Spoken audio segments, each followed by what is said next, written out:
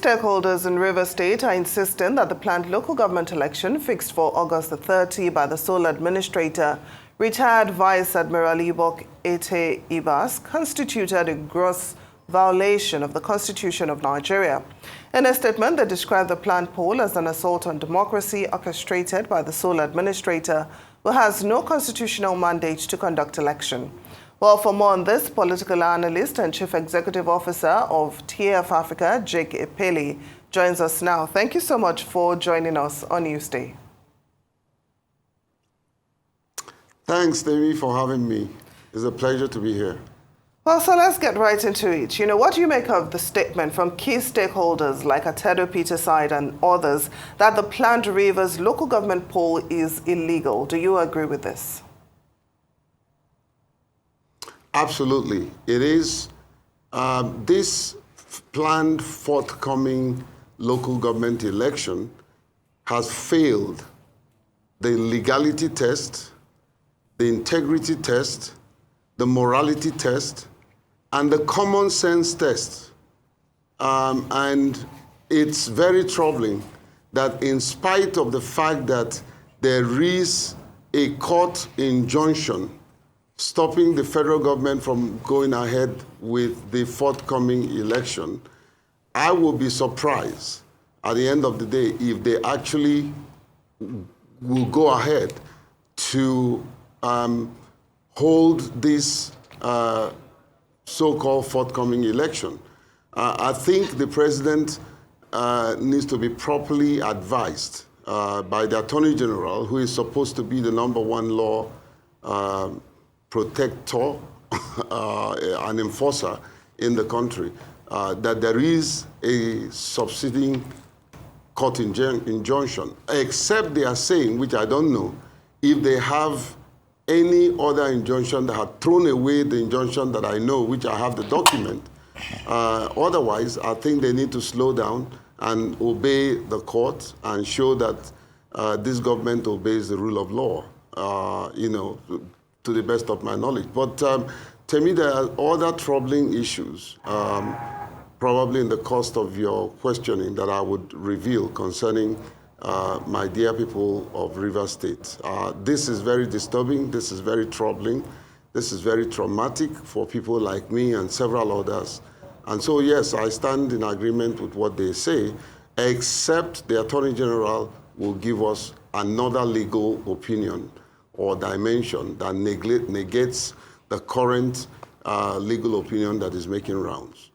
Well, concerning the upcoming council polls, this wouldn't be the first time well, hopefully it doesn't happen, but this wouldn't be the first time court orders were flouted in Rivers State or in the country in general. So, of course, we wait. But what is your take on the sole administrator himself, on the decisions that he has made and the way he's conducted himself as a sole administrator within Rivers State amongst this fractious time?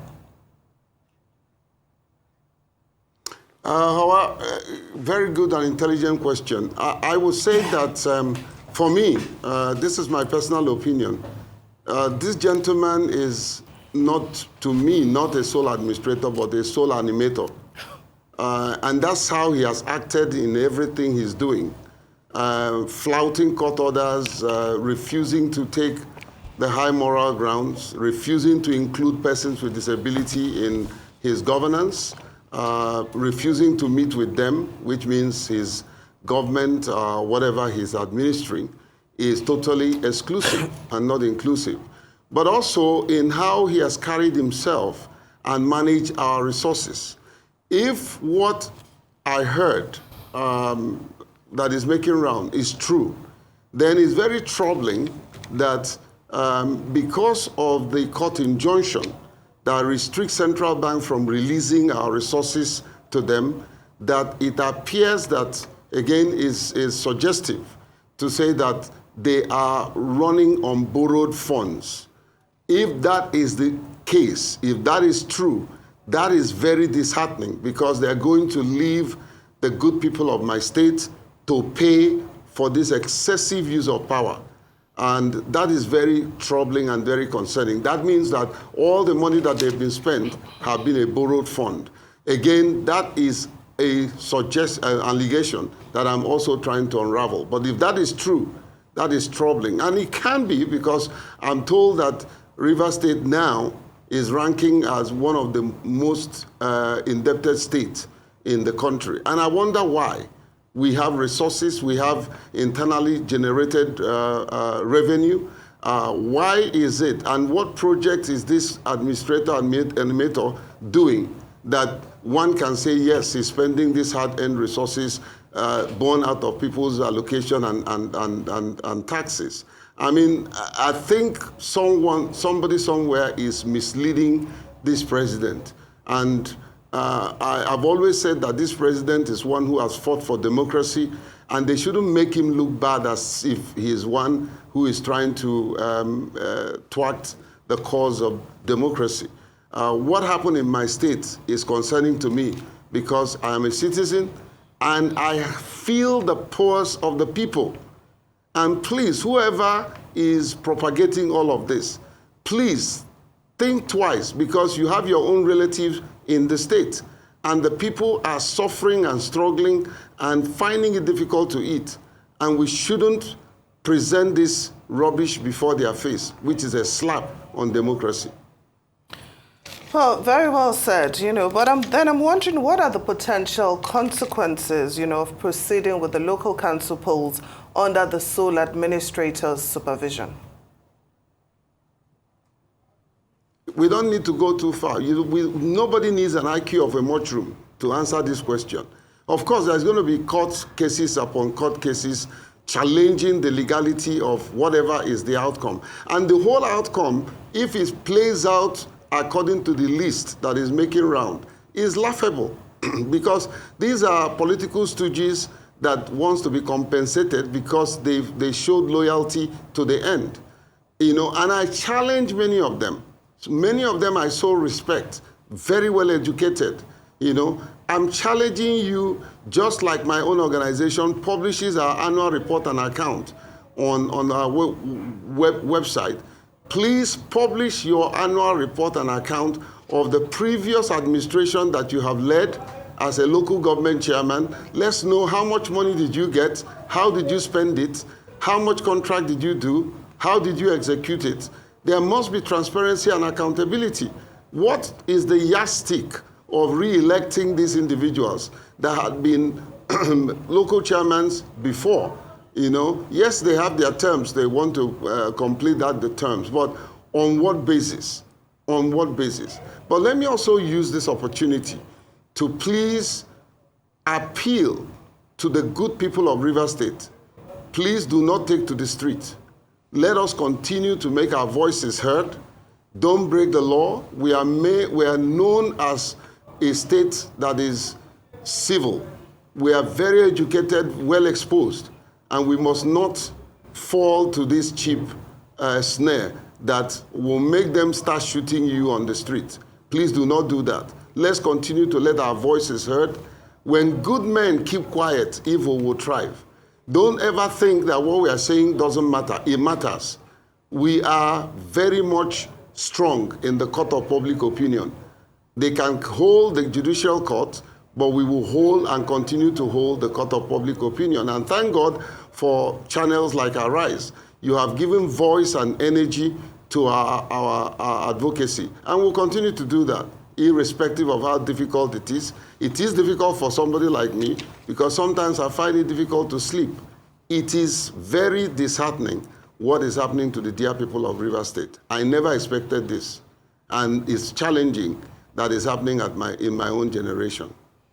And thank you for that, for the appeal to calm during these procedures, which might or might not hold. But just before we let you go, as an advocate for people with disabilities, what measures do you think are important that need to be put in place to ensure that the council polls are accessible, are inclusive, and individuals can vote without barriers, given the history of electoral violence in the state, and given the specific tense situation that is on ground right now? However, my friend, I would answer your question, but it will not be a prescription to this illegal process until it is otherwise the opposite. However, this is not a prescription to them because for me, until otherwise, they need to prove that this process is legal. If it is a legal process, then you need to first engage the community of persons with disability. You need to engage the community of persons with disability. You need to engage the Independent Electoral Commission. And right now, it appears to me that what we have is Dependent Electoral Commission who is going to go into selection and not election. So they need to understand inclusivity and what it takes to drive an inclusive election. My organization have provided this framework in collaboration with INEC. INEC is one of the most inclusive organizations, and I keep saying it. They don't get it right in everything, but on this one, they're absolutely right. The other thing is to also make sure you have inclusive provision, so that you will have the right instrument to administer inclusive election. And of course, there is a need to evaluate what you're doing, making sure that electoral officers are well trained to understand inclusivity, to use inclusive material, and to be very kind and respectful to persons with disability. Of course, person with disability needs to know that it is by law, Section 54, subsection 1 and 2 of the 2022 Electoral Act has it that persons with disability must be given priority voting and several other provisions from those clauses. So these are some of the things that can be done in a legal setting to drive an inclusive election. Otherwise, when the process is illegal, there's nothing you can do to introduce a product that you will embellish to say is legal, period. Well, thank you so much for that. Political analyst and Chief Executive Officer of the Albino Foundation Africa, Epelle, thank you so much for joining us on News Team.